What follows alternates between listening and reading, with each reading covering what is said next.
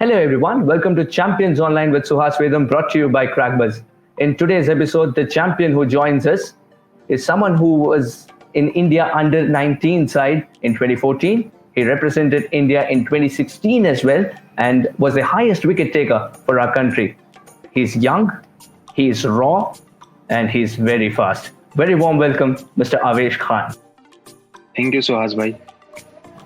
आवेश जी, अब आप ट्रेनिंग वापस शुरू कर चुके हैं?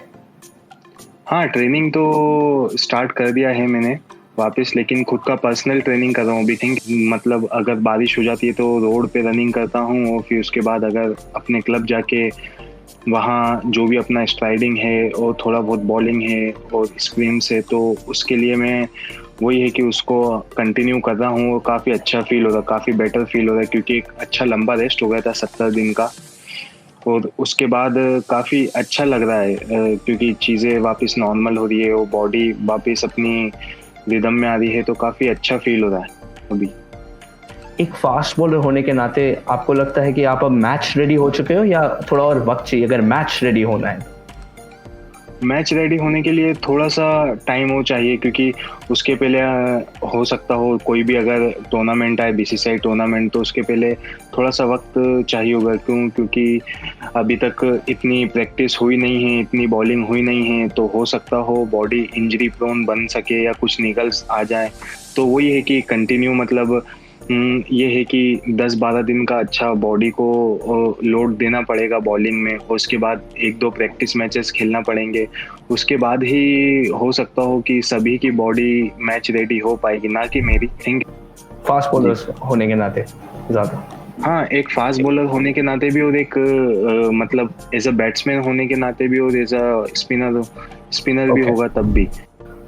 आवेश भाई, आपके क्रिकेट की शुरुआत कैसे हुई, उसकी कहानी हमें बताइए। क्रिकेट की शुरुआत तो ऐसे ही था कि मतलब क्रिकेट एक तरीके से देखा जाए तो आज भी मेरा पैशन है। बहुत मतलब प्यार करता हूँ मैं अपने क्रिकेट से, मतलब अपने आप को कभी फ्री नहीं रहने देता हूँ। और इवन मैं टेनिस बॉल भी खेलता हूँ बहुत, तो काफ़ी मज़ा आता है। शुरू से ही मैं फास्ट बॉलिंग किया टेनिस बॉल में, और उसमें हमेशा मैं बहुत तेज़ बॉल फेंकता था, क्योंकि मेरा टेनिस बॉल में आपको अगर बॉल तेज़ फेंकना तो आपको आर्म स्पीड अच्छा क्विक चाहिए। थिंक और यही था कि मुझे एक ब्रेक थ्रू मिला, जो हमारी एमपीसी की एकेडमी है, हमें खुदासिया ने वो एकेडमी खोली थी एसोसिएशन में, हमारे जो होलकर स्टेडियम है उसमें ऑल ओवर एमपी से 17 लड़कों को सिलेक्ट किया गया था, और वो ओपन ट्रायल्स थे कि कोई भी आके दे सकता है। तो उसमें मेरा सिलेक्शन हुआ। फिर उसके बाद मेरा क्रिकेट लाइफ चेंज हुआ एज अ प्रोफेशनल क्रिकेटर। उसके बाद मैं अंडर 16 खेला, फिर अंडर 19 खेला, रणजी ट्रॉफी खेला, आईपीएल खेला, इंडिया ए खेला।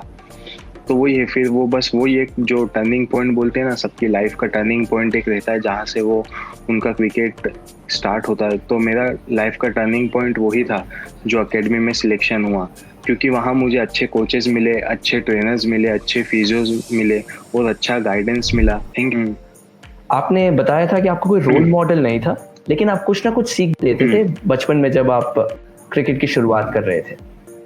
हाँ, मतलब रोल मॉडल तो मैंने किसी को माना नहीं है, क्योंकि वही है, मुझे किसी के जैसा नहीं बनना है। मुझे मतलब अपनी खुद की एक आइडेंटिटी लाना है सबके सामने, और सबका अपना अलग अलग रहता है। लेकिन ये है कि मुझे बहुत सारे बॉलर्स हैं जिनकी बॉलिंग देखने में बड़ा मज़ा आता है, जैसे मोहम्मद शामी हो गए, और जिमी एंडरसन हो गया, जॉस हेजलवुड हो गया, पैट कमिंस, रबाड़ा, क्योंकि ये सब क्विक भी हैं। और जिमी एंडरसन का बॉल इसलिए देखता हूँ, बॉलिंग इसलिए देखता हूँ, क्योंकि उनका जो स्विंग होता है बॉल, वो काफ़ी देखने में मज़ा आता है, काफ़ी कुछ सीखने को मिलता है। थिंक शामी बहुत अच्छा कर रहे हैं भारत के लिए अंतर्राष्ट्रीय स्तर पर भी। आपने रबाड़ा का जिक्र किया था, रबाड़ा के साथ आप खेले भी थे, दिल्ली डेयरडेविल्स था तब, वो दिल्ली कैपिटल्स अब बन चुका है। तो रबाड़ा 150 छू रहे थे, आप उनसे क्या बात कर रहे थे? रबाड़ा से यही बात कर रहा था कि क्या प्लान करते हो, कैसे प्लान करते हो अपने मैच को। जैसे कि अगर आप एक मैच खेलने जा रहे हो तो किस बैट्समैन को कैसे बॉल डालना है, या उसको कैसे आउट करना है, क्योंकि एक वो मेन बॉलर है, और मेन बॉलर का काम यही रहता है कि मेन बॉलर को हमेशा, कोई भी टीम का जो भी मेन बॉलर है उससे टीम हमेशा विकेट्स की ही उम्मीद करती है। थिंक जैसे देखा जाए तो मैं अभी अपनी रणजी टीम का मेन बॉलर हूँ, तो मुझे भी अपने कोचेस बोलते हैं कि आवेश तू शुरू में 2 विकेट निकाल के दे, बीच में 1-2 विकेट निकाल के दे, टेलेंडर्स को 1-2 विकेट निकाल के दे। तो वही है, वो मुझसे हमेशा वो ही उम्मीद करते हैं कि मैं विकेट्स निकालूं। तो रबाड़ा से ये मैंने सीखा है कि उनसे जब मेरी बात हुई तो वो बोलते थे कि आवेश आगे तेज बॉल डालना है और कभी भी अपने आप को लेट डाउन नहीं होने देना है, चाहे बाउंड्री आए चाहे विकेट लो, क्योंकि कुछ टाइम ऐसा आता है कि कुछ मैचेस खराब होते हैं या कुछ टाइम ऐसा होता है कि जैसे आप मैच खेलने गए और आप बॉल जहां डालना चाह रहे हो वहां गिरता नहीं है, तो उस टाइम अपने आप को कैसे कंट्रोल करना, जब बॉडी थकती है तो अपने आप को कैसे अपनी बॉलिंग को कैसे वापस से रीबिल्ड करना। अच्छा, तो वही सब चीज़ें मैंने उनसे सीखी थी और स्विंग पे बात की थी मैंने उनसे, और उसके बाद एग्रेशन पे बात की कि क्या कर सकता हूँ, और फिर वही है कि उन्होंने भी यही बोला कि हमेशा अपनी बॉलिंग को सबसे ऊपर रखना और हमेशा विकेट लेने के लिए ही बॉल डालना। जब भी बॉलिंग करो, चाहे वो कंडीशन अपने फेवर में हो या अगेंस्ट में हो, हमेशा विकेट लेने के लिए ही बॉल डालना। और अगर कंटिन्यूसली विकेट लेते रहोगे तो अपने आप तुम ऊपर तक विकेट खेलते रहोगे। बोले जिस तरीके से जो मेरा फंडा था, जो रबाड़ा ने बताया कि मैं हमेशा विकेट्स के लिए देखता था, लेकिन ये है कि उतना भी ज़्यादा मैं डेस्परेट नहीं होता था अपने विकेट्स के लिए कि विकेट्स लेना है तो एकदम फुल फ्लैट बॉलिंग डाला। अच्छा, वही है कि बैट्समैन को कैसे सेट करना है और यही। और फिर उनसे बात भी हुआ तो उन्होंने बोला आवेश 5 या 6 या 7 मैच बाद एक मैच ऐसा आता है जिसमें आप एक स्पेल में 3 या 4 विकेट लेते हो। अच्छा, वो सिर्फ 7 या 8 मैच में एक ही बार होता है। तो वही है कि और यही है कि अगर आपको 5 विकेट लेना है तो आपको 20 ओवर तो डालने ही पड़ेंगे, चाहे आप फर्स्ट क्लास की बात कर लो या इंटरनेशनल की बात कर लो। वो एक मैच आपका ऐसा आता है जिसमें आप 6-7 ओवर में 3 या 4 विकेट आउट कर देते हो। हाँ, वैसे तो वो यही बोले थे कि रिदम की बात रहती है।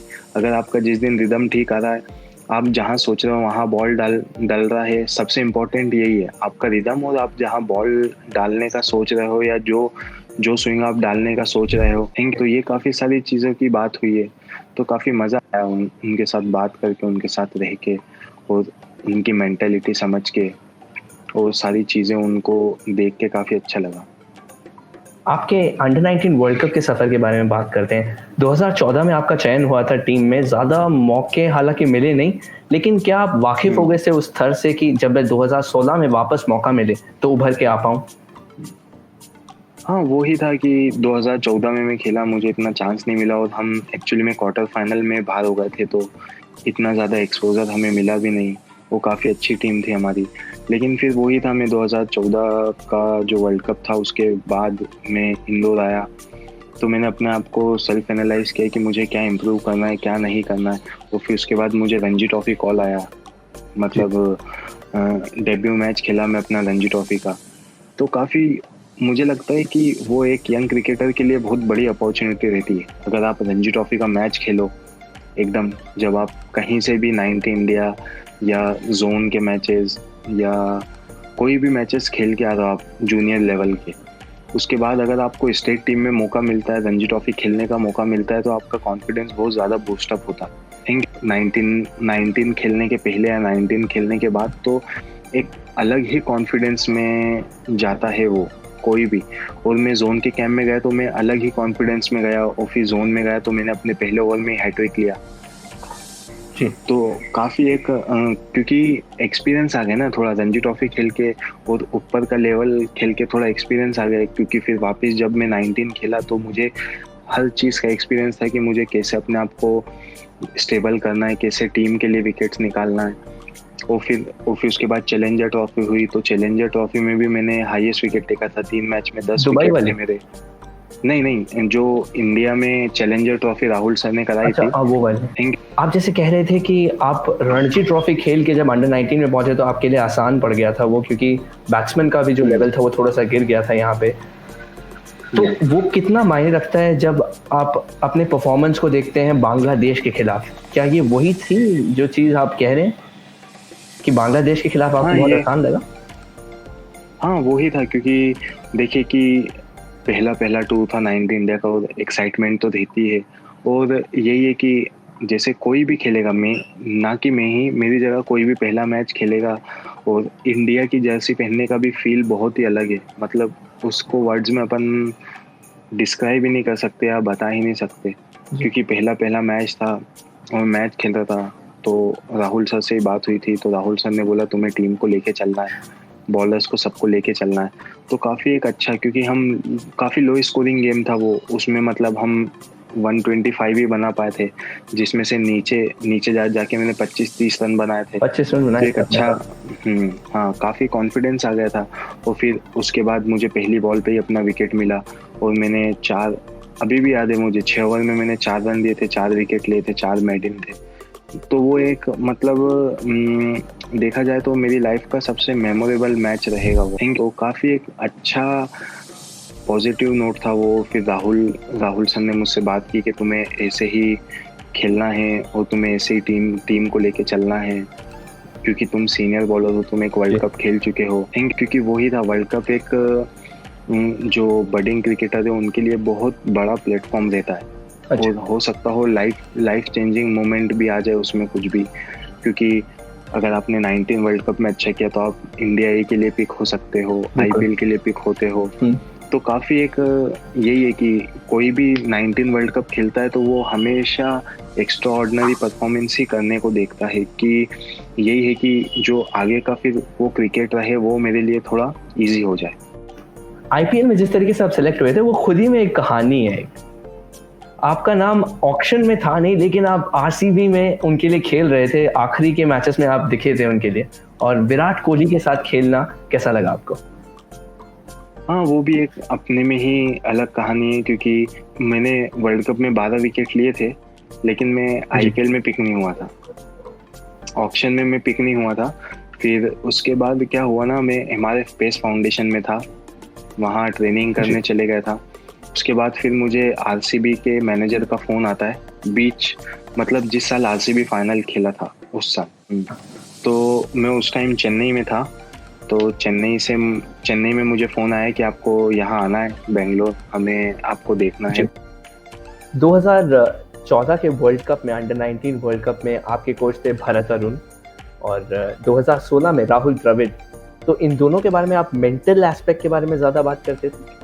हाँ वही था, मेंटल एस्पेक्ट पे ही ज़्यादा बात होती थी, क्योंकि वही था कि स्किल उस टाइम अपन अपनी इतना ध्यान नहीं दे पाते थे, क्योंकि वही था, वो कंपटीशन पीरियड था। तो राहुल सर के साथ काफ़ी अच्छा टाइम मैंने स्पेंड किया था।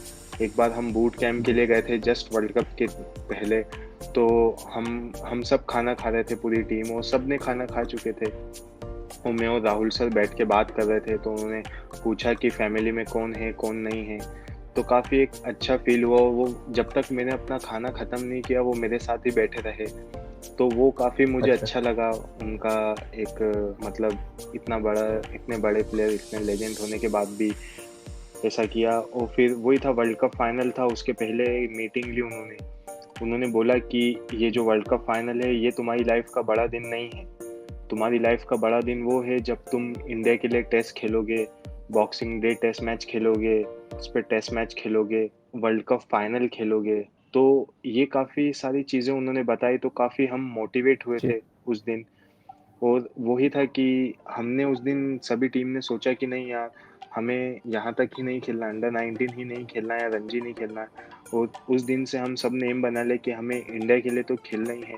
तो वही है, फिर उन्होंने उस हिसाब से हमें प्रिपरेशन कराई। अब इंडिया में भी मेरे कोच रहे राहुल सर, तो उन्होंने काफ़ी काफ़ी बात की है मुझसे, और काफ़ी बोला है कि तुम ये चीज़ें करो तो और बेटर हो सकते हो, क्योंकि वही है कि क्रिकेट को सीखने की कोई एज नहीं है। आप कभी भी किसी से भी आप क्रिकेट सीख सकते हो, या देख के सीख सकते हो, या बातें करके सीख सकते हो, या अपने आप को आप हमेशा इम्प्रूव करने को देखो, क्योंकि आप अगर ऐसा करोगे तो आपके क्रिकेट के लिए ही बेस्ट है। राहुल द्रविड़ सर ने कभी डांटा है किसी को? क्योंकि बहुत चुलबुले क्रिकेटर्स थे आपके अंडर 19 2016 में, ऋषभ पंत, और उनको अभी भी सांगवान और जो भी उनके साथ खेलते हैं बहुत चुलबुला बुलाते हैं। तो किसी को डांटा है उन्होंने? नहीं, किसी को उन्होंने डाँटा तो नहीं है, हमेशा सबको समझाया ही है, क्योंकि अभी भी मुझे ध्यान है हम अ, मतलब प्रैक्टिस टूर और वर्ल्ड कप के प्रैक्टिस मैचेस मिला के 16 मैचेस खेले, 15 या 16 मैचेस खेले थे, जिसमें से सिर्फ़ हम एक ही मैच हारे, और वो था वर्ल्ड अच्छा। Cup final. हाँ। तो यही था कि हमारा एज एज ग्रुप चुलबुला भी था थोड़ा, क्योंकि सरफराज, मैं, खलील अहमद, ईशान किशन, ऋषभ पंत, विकी बुई, सब सब थोड़े से चुलबुले ही थे। सबको मतलब हँसी मज़ाक सबको पसंद था बहुत ज़्यादा। लेकिन ये था कि हमें पता था कि हमें हमारा काम क्या है, हमारा जॉब क्या है, हमें मैच कैसे जिताना है। तो वही था, उसमें फिर राहुल सर का रोल बहुत बड़ा रहता था, क्योंकि वो हमें अच्छे तरीके से समझाते थे कि नहीं, अगर ठीक है, कोई कोई दिक्कत नहीं है, नेक्स्ट टाइम अच्छा ट्राई करना या और अपना बेस्ट देने की कोशिश करना, और अभी क्या गलती हुई हो उसको रिपीट मत करना। तो एक काफ़ी अच्छा फ़ील होता था कि इतने बड़े कोच, इतने बड़े प्लेयर हमसे ऐसी बात कर रहे हैं, तो उनको कुछ कॉन्फिडेंस है हम में, तो हमें उनको परफॉर्म करके दिखाना है। क्या बात। अब हम चलते हैं आईपीएल की तरफ। आईपीएल में जब आपका चयन हुआ था आरसीबी में, विराट कोहली थे, एबी डिविलियर्स थे, उन सबसे क्या सीखने को मिला आपको? काफ़ी कुछ सीखने को मिला, जैसे लास्ट मैच ही खेला मैं अपना आईपीएल का, और उसमें मेरा परफॉर्मेंस अच्छा रहा था। तो यही था कि टीम टीम के साथ रहता था, बॉलिंग में जितना सीखने को मिला उतना सीखता था, और जितना कोचेस से बात करके सीखने को मिले, जितना मैच ऑब्जर्व करके सीखने को मिले, उतनी कोशिश करता था। विराट भाई से बात हुई थी एक बार, तो वही वही था कि मैंने पूछा कि आप आपके गेम को कैसे देखते हो, मतलब आप कैसे प्रिपेयर करते हो और ये सब। तो वो यही बोले कि मैं चीज़ें सिंपल रखता हूँ, बेसिक बेसिक सोचता हूँ, अपना जो प्रोसेस है उस पे मैं ज़्यादा फोकस करता हूँ, अच्छा। सब कुछ चीज़ें करने में। और फिर उसके बाद एबी डिविलियर्स से बात हुई, तो एबी डिविलियर्स भी ने भी यही बोला, और एबी ने यही बोला कि तुम जब भी बॉलिंग करोगे तुम वर्ल्ड के बेस्ट बॉलर हो, चाहे मैं भी क्यों ना हूँ या विराट भी क्यों ना हो तुम्हारे सामने, जी। अगर तुम्हें छक्का भी मारे हम, तो तुम्हें आउट करने के लिए ही बॉल डालना है। एक और छक्का मारेंगे फिर भी आउट करने के लिए ही डालना है, और एग्रेशन से ही बॉल डालना है, वो थोड़ा सा सोच समझ के। क्या बात। अब हम चलते हैं अपने अगले सेगमेंट में, that is hmm, your clicks our pics. हम आपको तस्वीरें दिखाएंगे, आप उनके पीछे की कहानियां बयां करना। ठीक है, डन। सबसे पहला ये वाला। हाँ, ये मेरा रणजी ट्रॉफी डेब्यू मैच था against railway at Karnail Singh stadium, Delhi. और मुझे अभी भी ध्यान है कि हमारे मैनेजर ने मुझे डेब्यू कैप दिया था, कन्नू पवार सर। जी। और मैंने अपना first debut wicket Mahesh Rawat का लिया था, अच्छा। लेफ्ट। हाँ, उन्होंने लेफ्ट में, मैंने उनको बोल्ड मारा था, तो एक काफ़ी अच्छा फीलिंग था वो मेरे लिए कि डेब्यू मैच रणजी ट्रॉफी का। और इस साल भी मैं उस स्टेडियम में मैच खेला रणजी ट्रॉफी का अगेंस्ट रेलवे। ये वाली पुष्कर राजस्थान अच्छा। की पिक है। आपने करण अर्जुन हाँ तो हाँ। देखी होगी। करण अर्जुन में जब राणा जी करण अर्जुन को अपनी जीप से मतलब ड्रैग करते हैं हाँ। पीछे, रस्सी से बांध के, ये उस जगह की अच्छा। पिक है। वो जो राणा जी की हवेली है वो पुष्कर अजमेर में है, अजमेर के थोड़ा सा पास है पुष्कर। जी। तो हमारी टीम जब वनडे खेल रहे थे जयपुर में, तो हम वहाँ से जो रेस्ट डे था, फुल रेस्ट डे, उसमें हम अजमेर गए थे, अजमेर की दरगाह और पुष्कर का जो मंदिर है वहाँ भी गए थे। तो फिर वहाँ से हमने पुष्कर के ये वाला एरिया भी विजिट किया था घूमने के हिसाब से। तो ये वहीं की पिक है, और फिर वही था कि हमने कि पूरी बग्गी हाँ। की थी ऊँट के साथ, तो उन्होंने यही हमें ये जो वहाँ की ट्रेडिशनल टोपी बोलना चाहेंगे, तो वो दी थी, और उसमें बैठ के हम पूरा पुष्कर घूमे थे। और उन्होंने सब कुछ बताया था हमें कि करण अर्जुन की शूटिंग यहाँ हुई है, और ये राणा जी का महल है, और ये यहाँ ऐसा हुआ था, वहाँ ऐसा हुआ था।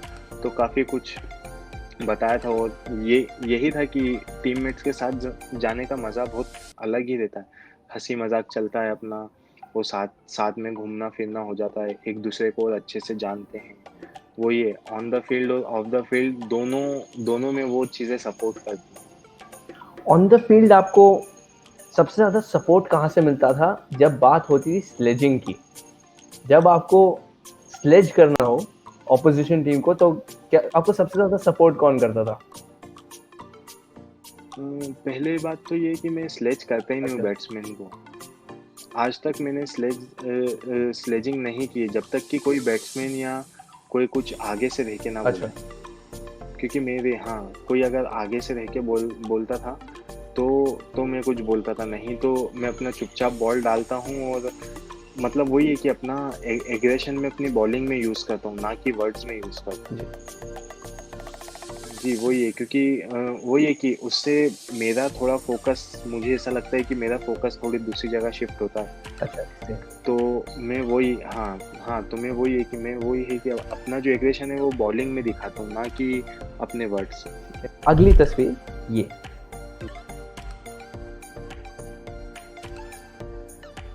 अच्छा। हाँ, ये न्यूज़ीलैंड के अगेंस्ट हाँ, न्यूज़ीलैंड के अगेंस्ट का पिक है, जिसमें फिर मुझे मैन ऑफ द मैच मिला था, क्योंकि 4 विकेट लिए थे मैंने, स्टार्टिंग के चारों विकेट, तो काफ़ी एक अच्छा फील था। उसमें आपके टीम में 2 कीपर्स थे अगर देखा जाए तो, ईशान किशन और ऋषभ पंत।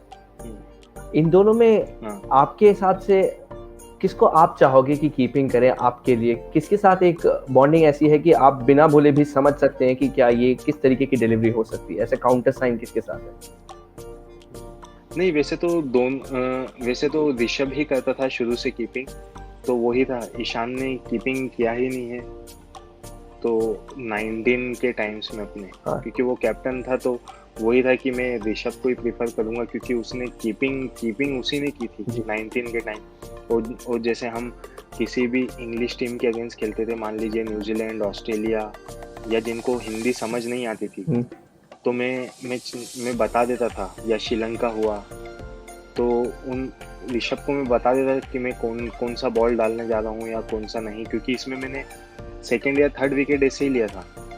मैंने मैंने ऋषभ को बोला था कि ऋषभ रेडी रहना, बाउंसर मारूंगा, आउट हो सकता है। तो वो ईशान के थ्रू मैसेज गया, कवर्स पे महीपाल लगा था, फिर पॉइंट पे अरमान, और फिर स्लिप में सरफराज, और फिर ऋषभ। तो ऐसे पांचों के थ्रू वो मैसेज गया, वो मैंने बाउंसर मारी और ऋषभ ने कैच पकड़ा। क्या बात है। और ऋषभ पंत आपके साथ दिल्ली डेयरडेविल्स के वक़्त भी थे। हम्म, हाँ, तो यही है, काफ़ी अच्छा बॉन्डिंग है उसके साथ मेरा, उसके घर वर जाना भी होता है। अच्छा, हम दोनों चिल आउट करने भी जाते हैं, रात में भी कहीं लेट नाइट घूमने जाते हैं 2 बजे के बाद। ठीक है।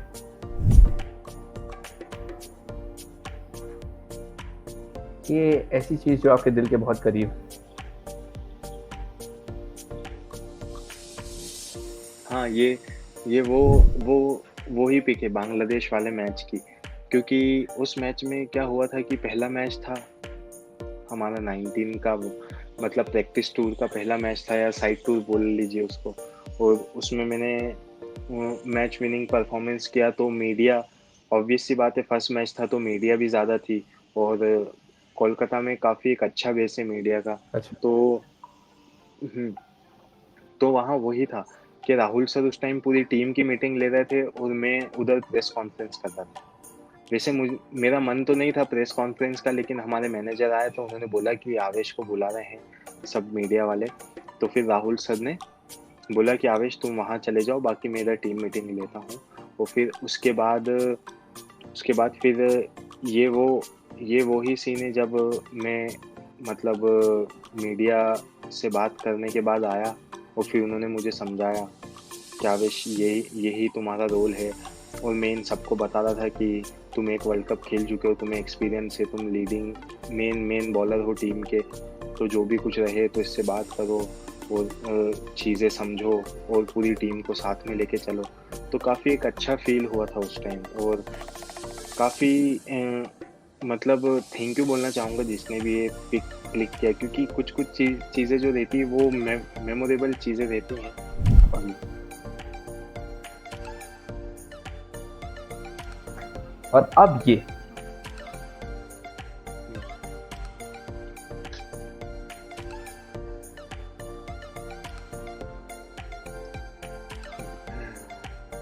इससे इससे तो मुझे दो ही बात ध्यान आती है हमेशा। ये पहली बात तो ये था कि ये पुणे में मैच था और सेकंड लास्ट ओवर डाल रहा था मैं। वो माही भाई और अंबाटी रायडू बैटिंग कर रहे थे। वो हमारी टीम की हालत खराब थी, लेकिन मेरा एनालिसिस काफ़ी अच्छा था। मतलब हाँ, मैंने 19th ओवर डाला। अब यही था कि दोनों अच्छे बैट्समैन खेल रहे हैं। अब वही था कि मैंने अपना टाइम लेके बॉल डाला और पहला ही बॉल माही भाई को डाला, जिसमें से कॉलिन मुंदो ने डीप डीप स्क्वायर लेग पे सिंपल सा कैच छोड़ दिया, एकदम सिंपल सा। तो मुझे इतना मतलब जैसे उन्होंने मारा मुझे लग गया था कि आउट है, क्योंकि बिल्कुल बॉटम पे लगा था, टाइमिंग उसमें था ही नहीं। तो मुझे लगा कि कैच होगा। मैंने बोला यस माही भाई का विकेट हो। देखा तो कैच ड्रॉप। पहला इंसिडेंस तो ये था। फिर उसके बाद वो सेम इंसिडेंस था लास्ट बॉल पे श्रेयस अय्यर स्पेशली मेरे पास आया और मेरा एनालिसिस था 3.5 22 और टीम का स्कोर था 190 उनकी टीम का। तो श्रेयस अय्यर पूछता कि क्या डालेगा। मैंने बोला तू बता क्या डालना है। तो उसने बोला कि वाइड की लाइन की इधर डालना है। वाइड की जो लाइन होती ना, वाइड यॉर्कर या वाइड की लाइन के उधर ही, क्योंकि लेग साइड में स्टेडियम छोटा था और ब्रीज भी जो थी वो लेग स्टम्प की साइड ही चल रही थी। लेकिन माही भाई थोड़ा स्टम्प छोड़ के खड़े थे, तो मुझे जैसे ही मैं भागा और जैसे ही मैंने लोड लिया तो मेरे दिमाग में आ गया कि एकदम यॉर्कर डालना है। वो यॉर्कर हो गई लो फुल टॉस। वो मुझे 6 पड़ा, कुछ 106 मीटर का। हाँ, तो ये दो इंसिडेंट्स याद आते हैं। फिर उसके बाद मैंने माही भाई से बात की कि क्या कर सकता हूँ क्या नहीं कर सकता हूँ। जैसे मतलब जैसे कि वो आपको समझ जाएंगे कि आप क्या क्या बोलने वाले हो या क्या पूछने वाले हो। क्योंकि मैंने उनसे पूछा कि क्या भैया क्या इम्प्रूव कर सकता हूँ, तो उन्होंने वही बताया कि पेस भी है तुम में, सब कुछ अच्छा है, अच्छा दम से डालते हो। उनको ये लगा कि मैं स्लोवर्स और इम्प्रूव कर सकता हूँ, तो उन्होंने स्लोवर्स का बताया। उन्होंने यही बोला कि यॉर्कर तो अच्छी डालते हो, लेकिन और अगर इसको इम्प्रूव करोगे ना, बोले यॉर्कर अपन को विकेट लेने के लिए डाल, ना कि डॉट बॉल या कुछ। बोले यॉर्कर इतना परफेक्ट होना चाहिए कि स्टम्प पे जाके लगे, या अगर तुम वाइड यॉर्कर डाल रहे हो तो वो उसकी बात अलग है, लेकिन अगर स्टम्प पे यॉर्कर डाल दो तो वो विकेट लेने वाला बॉल होना चाहिए। तो यही है, काफ़ी कुछ चीज़ें उनसे सीखने को मिली। और काफ़ी वर्ल्ड कप में भी मैं टीम इंडिया के साथ था, तो वहाँ भी मैंने बहुत बात करी, तो काफ़ी अच्छा फील हुआ उनके साथ। आईपीएल में आपने एक बार एरन फिंच का विकेट लिया था। हाँ, तो मुझे उसके पीछे की प्लानिंग जाननी थी, क्योंकि कोई नहीं जानता था कि फिंच वो मैच खेलने वाले भी हैं या नहीं, क्योंकि सारी प्लानिंग क्रिस गेल के लिए हो रही थी। हाँ वही था। वो जो एक्चुअली में दिक्कत तो ये थी कि मुझे भी ग्राउंड पे जाके ही पता लगा कि मैं वो मैच खेल रहा हूँ। अच्छा। क्योंकि उसमें रिकी पॉन्टिंग ने, जो हमारा ग्रुप था, उसमें बोला था कि हर्षल या आवेश में से कोई एक खेलेगा, वो हम ग्राउंड जाके बताएंगे। तो फिर पता लगा कि मैं मैच खेल रहा हूँ। तो यही था कि मैंने तो क्रिस गेल की वीडियोस और ये सब कुछ देखी थी, लेकिन एरन फिंच खेला था। और यही था कि पहला मैच था, मुझे फिर अपने आप को प्रूव करना था, अपनी टीम में जगह बनानी थी और अपनी परफॉर्मेंस से टीम को जिताना था। तो यही था कि मैं अच्छा बस तेज़ बॉल डालने को ही देख रहा था। और वही था कि वो उनकी टाइमिंग मिस हुई और मेरा बॉल अच्छा काफ़ी तेज़ आया, उनके बैट पे हिट किया बॉल, और बॉल कवर्स पे खड़े हो गया। श्रेयस अय्यर ने कैच पकड़ा, क्योंकि वो मैंने पेस से बीट किया था उन्हें, तो काफ़ी अच्छा लगा, क्योंकि दिल्ली जैसे विकेट पे पेस से बीट करना अच्छा फील होता है। तो फिर उसके बाद मैंने युवराज सिंह को भी आउट किया वाले मैच में। वो काफ़ी अच्छा मेरा मैच गया था। वो 28 रन दिए थे मैंने 4 ओवर में, तो और दो विकेट लिए थे, तो काफ़ी अच्छा फील हुआ था। क्या बात। अगर आपकी इजाज़त हो तो मैं एक और पिक्चर दिखा सकता हूँ आपको? हाँ दिखाइए।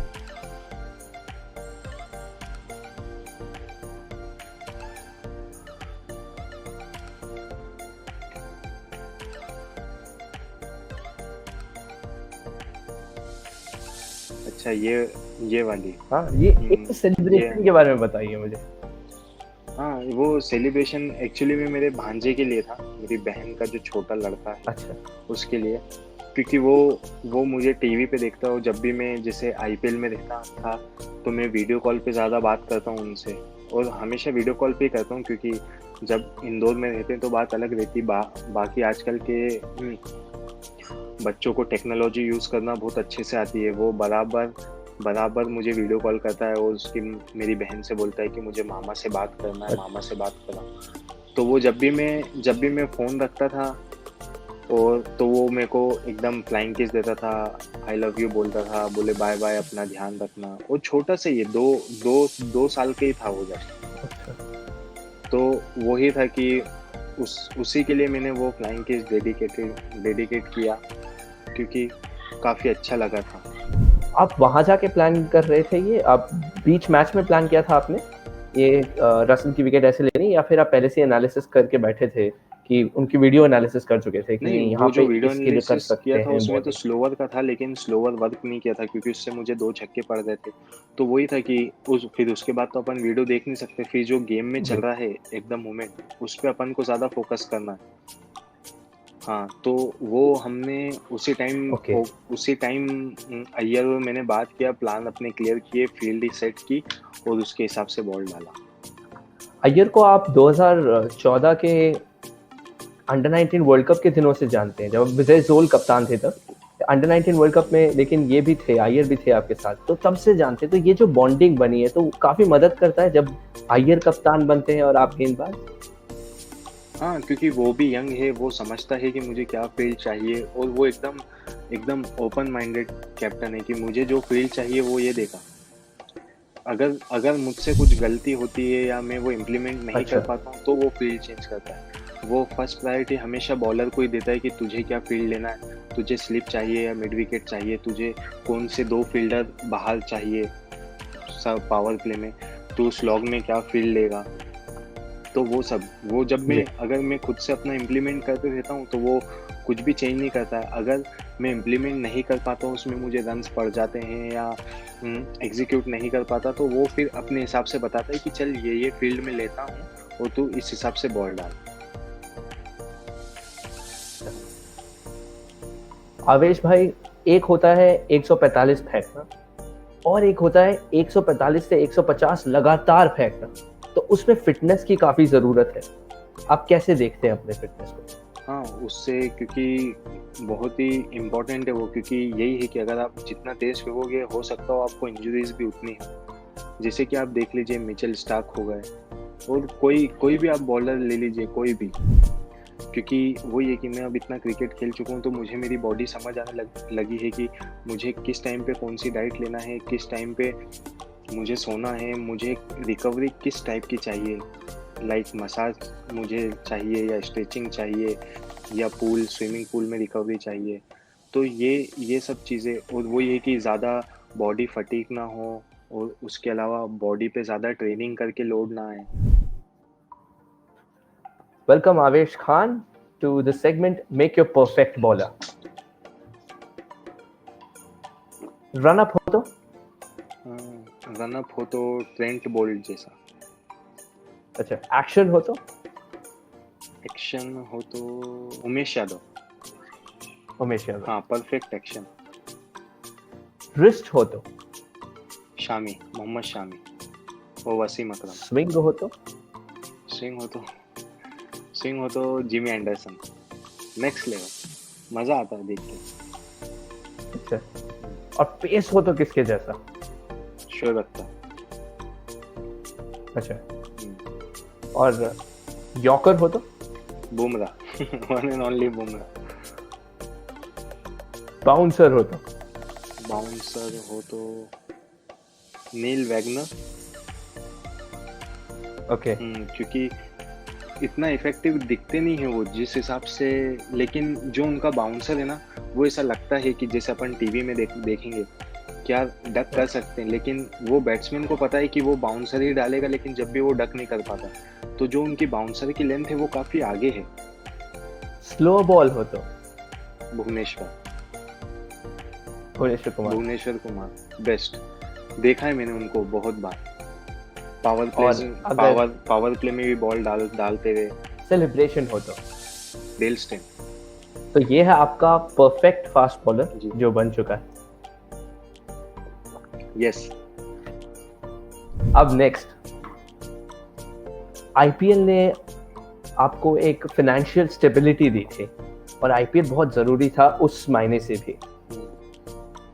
अगर मैं आपको ले चलूं उन दिनों जब वालिद साहब की एक पान की दुकान थी और आपको 100 रुपये मिलते थे अंडर 16 में भी। 17 दिन का कैंप होता था, आप 100 रुपये इकट्ठा करते थे। तो उन दिनों का याद आता है कभी? आप याद करते हो वो दिन? हमेशा याद रहते ही है वो यादें, या वो रोड जिस साइड से मैं साइकिल लेके निकलता था, या वो साइकिल की शॉप जहाँ से मैंने अपनी साइकिल ली थी।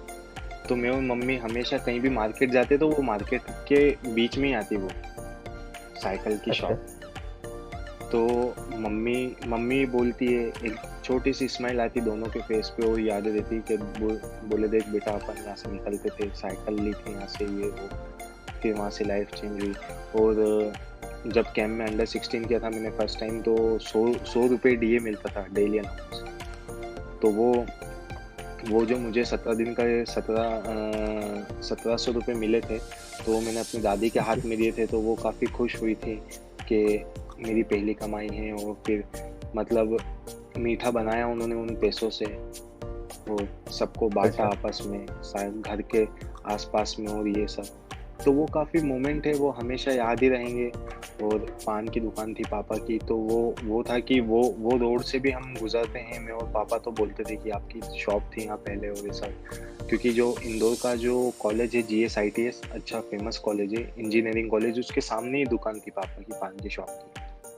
और काफ़ी अच्छा लगता है जब पुरानी बातें मम्मी पापा और मैं हम तीनों जब पुरानी बातें करते हैं, तो काफ़ी मोमेंट को रिलीव करते हैं। और फिर वो एक फील आता है कि नहीं यार, मतलब यही है कि क्रिकेट ने काफ़ी स्टेबिलिटी दी है, और यही है कि मम्मी पापा का भी फुल तरीके से सपोर्ट रहा है सब चीज़ों में, इवन किसी भी चीज़ों में लेके। क्योंकि उन्होंने हमेशा मेरा पैशन देखा है, उनको कभी किसी चीज़ को लेके बोलना नहीं पड़ा है, खासकर मेरे क्रिकेट को लेके उनको कभी बोलना नहीं पड़ा है कि तू इतने दिन हो गए तू ट्रेनिंग करने क्यों नहीं जा रहा, इतने दिन हो गए तू बॉलिंग करने क्यों नहीं जा रहा, नेट्स पे क्यों नहीं जा रहा है।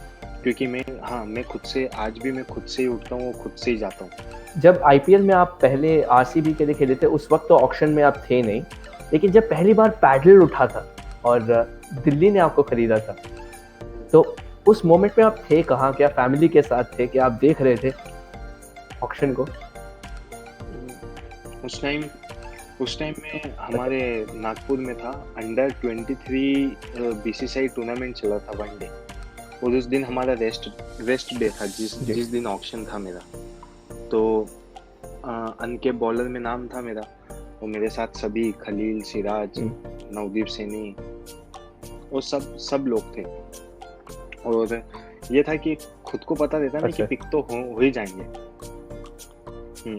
तो वही था कि एकदम जब दिल्ली ने पहले उठाया, फिर उसके बाद केकेआर ने, फिर दिल्ली ने, फिर केकेआर, फिर दिल्ली, फिर केकेआर, फिर उसके बाद एमआई ने 2 बार उठाया। तो काफ़ी अच्छा फील हुआ कि आईपीएल में। और यही था कि फिर जब पूरा ऑक्शन सब कंप्लीट हो गया, फिर मैंने जब टीम देखी, और फिर मैंने देखा कि नहीं यार, ये एक बहुत बड़ी अपॉर्चुनिटी है मेरे पास, कि मतलब सब यंग क्रिकेटरों की टीम है, वो मौका मिल सकता है।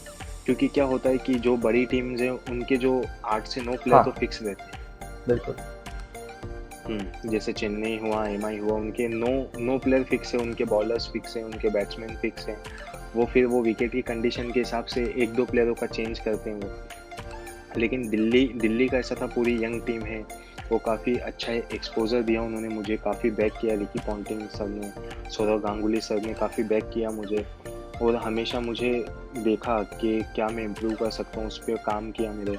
तो यही था कि हमारी यंग थी टीम, और काफ़ी लास्ट ईयर हमने काफ़ी अच्छा भी किया, प्लेऑफ्स में पहुँचे, 3rd पोजीशन पे रहे आईपीएल में। तो यही था कि उसको मैंने एज अ अपॉर्चुनिटी देखा, और मैंने वही सोचा कि नहीं, अगर मेरा एक आईपीएल सीज़न अच्छा चला आएगा तो मैं अच्छी लाइमलाइट में आ जाऊँगा, इंडिया खेलने एकदम नज़दीक आ जाऊँगा, पास आ जाऊँगा। और उसके बाद यही था कि मेरा डोमेस्टिक सीज़न भी अच्छा गया था, लास्ट ईयर मैंने 7 मैच में 35 विकेट लिए, इस साल 5 मैच में 28 विकेट लिए। कंटिन्यू इंडिया ए खेल रहा हूँ, सारे टूर्स कर रहा हूँ इंडिया के। तो बस वही है कि इंडिया में ही मुझे एक बड़ा परफॉर्मेंस करना और मेरे को आईपीएल में अच्छा करना है, बस यही मेरा एम है अब आगे, और इसी को लेके मैं मेहनत कर रहा हूँ। आपने एक वक्त ये भी कहा था कि हाँ बिल्कुल आईपीएल में अच्छा करना ही है, लेकिन मैं अपनी कंसंट्रेशन अब रेड बॉल गेम में लगाऊंगा क्योंकि वो मुझे सबसे ज्यादा सिखाता है बतौर क्रिकेटर। हाँ वो तो है, क्योंकि उसमें यह रहता है कि असली टेस्ट तो टेस्ट मैच में ही हो गया। अच्छा। आपका टेस्ट असली टेस्ट मैच में ही होगा। सरवाइव करवाता है वो। आपको एक अच्छा बैट्समैन मिला है सामने, वो सिर्फ डिफेंस कर रहा है या लीव कर रहा है, उसको कैसे आउट करना है, क्या बॉल डालना है क्या नहीं डालना है। क्योंकि रेड और वाइट बॉल में डिफरेंस भी है। रेड बॉल स्विंग अच्छा होता है, वाइट बॉल इतना कंसिस्टेंटली स्विंग नहीं होता। शुरू के 2-3 ओवर स्विंग होगा, फिर आपको आपका लेंथ से आउट करना, वेरिएशन से आउट करना पड़ेगा। लेकिन रेड बॉल में आपको स्विंग भी मिलता है। आपको ये है कि आपको बैट्समैन समझ आता है कि कहाँ वीक है कहाँ नहीं है। आपके पास सोचने का टाइम है। लंबा मैच रहता है, 5 दिन का मैच रहता है, तो काफ़ी मज़ा आता है टेस्ट मैच खेलने में भी। और यही है कि 2020 और वनडे भी खेलने में काफ़ी मज़ा आता है, क्योंकि उस वो शॉर्टर फॉर्मेट है, उसमें आपको फिर लेंथ एडजस्ट करना है, पेस एडजस्ट करना है, वेरिएशन डालना है। यहाँ टेस्ट मैच में आपको थोड़ा यही है कि आपको थोड़ा कंसिस्टेंटली बॉल डालना पड़ेगा, आपको पेशेंस रखना पड़ेगा, आपको एक जगह बॉल डालना पड़ेगा। आपको एक निक लगवाने के लिए आपको 5 से 7 ओवर डालना पड़ेंगे। तो ये काफ़ी आपको एडजस्ट करना आना चाहिए आपके गेम के हिसाब से, कि आप कौन सा गेम खेल रहे हो, कौन सा फॉर्मेट खेल रहे हो, उससे बहुत आपको फ़र्क पड़ेगा। निक लगवाने के लिए आपको 7 से 8 ओवर तक का इंतजार करना पड़ता था आपको। लेकिन पहली बार जब मुझे याद है मैं था राजस्थान में, कोई मैच कमेंट्री कर रहा था मैं राजस्थान में, और उस वक्त मेरे पास एक फ़ोन दिया था किसी ने और बताया था आवेश खान 6 विकेट चटका चुके हैं और उसमें बोल्ड ज़्यादा कर रहे हैं। हाँ, दिल्ली के खिलाफ मैच था वो आपका। दिल्ली के खिलाफ वो मतलब लास्ट ईयर का मैच है वो भी एक काफ़ी यादगार मैच है। उसमें क्या थोड़ा सा स्पिनर सपोर्टिंग विकेट था वो। तो जैसे रात में डिनर कर रहे थे, तो मेरे टीममेट्स 2 स्पिनर मेरे साथ ही डिनर कर रहे थे। तो मैंने बोला कि कल तुम दम से बॉल डालना, मैं थोड़ा बहुत जो होगा वो तुम्हें सपोर्ट कर दूंगा, बाकी तुम दम से बॉल डालना, तुम विकेट निकालना। तो हमारे पास एक हमारा ही प्लेयर बैठा था जो कि मैच में बाहर बैठा था, वो मैच नहीं खेल रहा। तो वो बोलता है कि आवेश विकेट निकालेगा तो तू ही निकालेगा, देख लेना। तो मैंने उनको बोला कि यार क्या बात कर रहे हो, विकेट देखा है कि कैसा है, उसमें बॉल ही नहीं जा रहा है, कुछ भी नहीं हो रहा। तो बोले नहीं देख, बोले विकेट निकालेगा तो तू ही निकालना। बोला चल ठीक है देख लेंगे सुबह। तो सुबह देखा तो हमने 35 रन पे 7 विकेट कर दिए थे दिल्ली के, जिसमें से मैं एक साइड से मैं ही 6 विकेट ले गया। और वही था कि क्योंकि उसमें इतना बाउंस नहीं था और वो थोड़ा सा सीम हो रहा था बॉल, तो थोड़ा सा हल्का सा कट रहा था बॉल। तो उसमें मेरे LBW और बोल्ड थे ज़्यादा, तो वही एक रीज़न था। वो दिल्ली के विकेट पे मैच था, तो वो और हाँ, और वो IPL से थोड़ा सा अलग था विकेट। IPL में थोड़ा फ्लैटर साइड बनता है, इसमें थोड़ा सा उन्होंने टर्नर दिया था कि जिस पे से बॉल टर्न हो। लेकिन काफ़ी मज़ा आया था वो भी एक काफ़ी, क्योंकि 6 विकेट लिए थे मैंने एक साथ, तो काफ़ी अच्छा लगा था। और वो देखा जाए तो उसी मैच के पहले मैंने 12 विकेट लिए थे मैच में अगेंस्ट हैदराबाद। तो वही था, वो 2 मैच में 18 विकेट आ गए थे एकदम, तो काफ़ी अच्छा था। और उसमें बॉलिंग भी मेरा बहुत अच्छा हुआ था दोनों ही मैच में मिला के, क्योंकि अच्छा रिदम में था, मैं अच्छा फील कर रहा था। और fast bowling is all about feel, कि कैसा आप फील करते हो, आप दौड़ते वक्त कैसा फील करते हो। क्योंकि फास्ट बॉलर की बॉडी लैंग्वेज जिस हिसाब से वो दौड़ेगा, उसी हिसाब से आपको पता लग जाएगा कि ये कैसा बॉल डालेगा या कैसा ये मैच जाएगा इसका। Very warm welcome to rapid fire. उतनी ही तेज जवाब जितनी तेज आपकी गेंदबाजी। शुरू करते हैं। सबसे बड़ा प्रैंकस्टर दिल्ली कैपिटल में? पृथ्वी शॉ। दिल्ली कैपिटल्स में पृथ्वी शॉ। क्योंकि वो बच्चा भी है अभी, वो सबसे कम एज का है, तो उसको अगर वो कुछ भी किसी के साथ करता है, किसी के ऊपर पानी ढोल देना, किसी का बैट ले जाना, कि किसी से हंसी मजाक करना, किसी की पीठ पे चढ़ जाना, तो ये छोटी छोटी हरकत करता तो वो बच्चा भी है तो कोई कुछ बोलता भी नहीं उसको, और हंसी हंसी मजाक तो करते ही रहता है वो। अच्छा, सबसे यादगार विकेट आपका अब तक, across formats, across tournament? Andre Russell, Russell की वो वाली विकेट, यॉर्कर पे बोल्ड। यॉर्कर पे बोल। फेवरेट फूड क्या है आपका? मटन, मम्मी के हाथ का बना हुआ, अच्छा, होममेड मटन। क्योंकि जब भी मैं कहीं से भी मतलब 10-15 दिन का या 20 दिन का टूर करके आता हूँ, या कहीं फॉरेन टूर से आता हूँ, या आईपीएल के बाद आता हूँ, तो सिर्फ वही चीज़ें जो मेरे घर पे बनती है जिस दिन मैं आता हूँ या जिस टाइम में आता हूँ। अच्छा। अगर आपको कहा जाए चीट मील एक ले सकते हैं तो वो क्या होगा? जैसे डाइटिंग तो मैं इतना फॉलो करता नहीं हूँ, तो यही है कि चीट मील तो ऐसा कुछ है नहीं, लेकिन मेरे को मीठे में गुलाब जामुन बहुत पसंद है, तो वो कभी कभी होता है तो खाता हूँ। लेकिन यही है कि मैं ऐसा कुछ डाइट फॉलो नहीं करता, स्ट्रिक्ट डाइट और कुछ भी, मतलब खाता हूँ, लेकिन ये है कि एक्सेसिव अमाउंट में नहीं खाता हूँ, कभी भी थोड़ा थोड़ा थोड़ा थोड़ा सब खाता हूँ। ईशांत शर्मा सर वो भी कहते हैं यही है कि हमें इतनी दूर से भाग के आना पड़ता है, अगर हम नहीं खाएंगे तो कौन खाएंगे? हाँ वही है, क्योंकि मैंने देखा है, मैंने डाइट करके भी बॉल डाल के देखा है, और मैं अच्छा खा के भी बॉल डाल के देखा है, तो मेरे को खुद ही जनरल वे में फ़र्क पता लग गया है। क्योंकि अगर आप डाइटिंग करोगे, कुछ खाओगे नहीं, तो आपकी बॉडी वीक होगी, मसल वीक होगा, उससे इंजरीज हो सकती है। अगर आप खाओगे, आपके पेट में कुछ रहेगा, तो वहाँ से आपको एनर्जी मिलेगी, तो वहाँ आप एक्स्ट्रा पुश कर सकते हो, आखिरी स्पेल और अच्छे दम से डाल सकते हो। तो ये काफ़ी छोटी छोटी चीज़ें हैं, क्योंकि आजकल क्या सब लोग सोचते हैं डाइटिंग ये करना, डाइटिंग वो करना, लेकिन ये है कि अगर आप छोटे छोटे मील में खाओगे या थोड़ा कम कम ही खाओगे, तो आपको ज़्यादा बेनिफिट मिलेगा उससे। अगर आपको कहा जाए एक सुपर पावर आप चुन सकते हो तो कौन सा सुपर पावर चुनोगे अपने लिए? सबसे तेज बॉल डालना। तो सबसे तेज वाला, फ्लैश। फ्लैश एकदम, मतलब कि बॉल ही ना दिखे। इतना इतना वो अगर भागूंगा इतना तेज, तो ऑटोमेटिकली बॉल भी उतना तेज हो जाएगा। अगर आपकी जिंदगी के ऊपर कोई मूवी बनाना चाहे तो उस मूवी का नाम क्या होगा? इतना तो ध्यान नहीं आ रहा कि क्या रखेंगे, एकदम आपने एकदम टफ क्वेश्चन पूछ लिया है। अब जैसे MS धोनी का अनटोल्ड स्टोरी होगा, उस हिसाब से आवेश खन्ना अनटोल्ड स्टोरी हो जाएगा उतना। बिल्कुल क्यों नहीं हो सकता। हाँ नहीं, मेरे जहन में एक चीज थी, जैसे फास्ट, फास्टर, आवेश। फास्टेस्ट की जगह आपका नाम डाल देते हैं। हाँ, ये भी हो सकता है।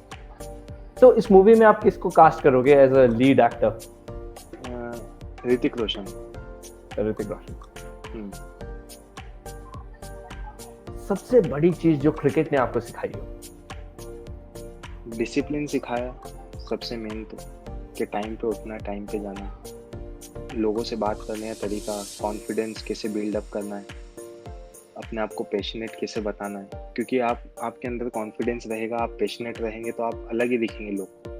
आज भी जैसे मैं सुबह जाता हूँ तो लोग देखते हैं, सुबह 6 बजे उठ के ट्रेनिंग करना, 6:30 बजे उठ के ट्रेनिंग करने जाना, तो वो एक कॉन्फिडेंस है, एक पैशन है, और वो एक डिसिप्लिन ही है। अच्छा। चाहूँ तो 8 बजे भी जा सकता हूँ ट्रेनिंग करने, लेकिन नहीं, वो जो टाइम है वो टाइम है, वो डिसिप्लिन मेंटेन करना है, मतलब करना। और अब आखिरी सवाल, अगर आवेश खान क्रिकेटर ना होते तो आज क्या होते? मैं भी शायद इलेक्ट्रिकल इंजीनियर। इंजीनियर। हाँ, इंजीनियर। क्या क्योंकि बात। वही है, फिर वो पढ़ाई करता, PCM लेता, इंजीनियरिंग करता, IIT देता, या जो भी कुछ उसके आगे का जो प्रोसीजर देता वो जी हाँ, करता। उससे भी अच्छा ही करते बिल्कुल, लेकिन गेंद आपके हाथ में बहुत जचती है, और मैं यही उम्मीद करूंगा कि आप विकेट्स लेते रहें और आप अपने रफ्तार के लिए भी जाने जाएं, और उसी वक्त आप जो इंडिया के लिए काम करते हैं उसके लिए भी जाने जाएं। Thank you very much Avesh bhai for joining me on Champions Online with Suhas Vedam, brought to you by Crackbuzz. कोई मैसेज आपके फैंस के लिए अभी देना चाहो तो? बस यही मैसेज देना चाहूँगा कि अभी सेफ रहें, और अपनी फैमिली को भी सेफ रखें, और जितना हो सके क्योर करें। और अगर आपको ट्रेनिंग करना है या जिम करना है या बॉलिंग डालना है तो उसमें भी क्योर करें। और अभी क्योंकि ये कोविड-19 की वजह से चीज़ें बहुत सी चेंज हो गई है, तो अपना खुद का पर्सनल फिटनेस करें, खुद का पर्सनल जिम करें और अपनी हेल्थ का ध्यान रखें, अपनी डाइट का ध्यान रखें और सेफ रहें। Thank you. Thank you very much आवेश भाई, और मैं यही उम्मीद करूंगा कि आप भी ऐसे किल्लियां उड़ाते रहें, तेज गेंदबाजी करते रहें। Thank you very much. जल्द ही आपको सीनियर टीम में भी देखना चाहूंगा मैं भी, और सभी। Thank you very much, take care.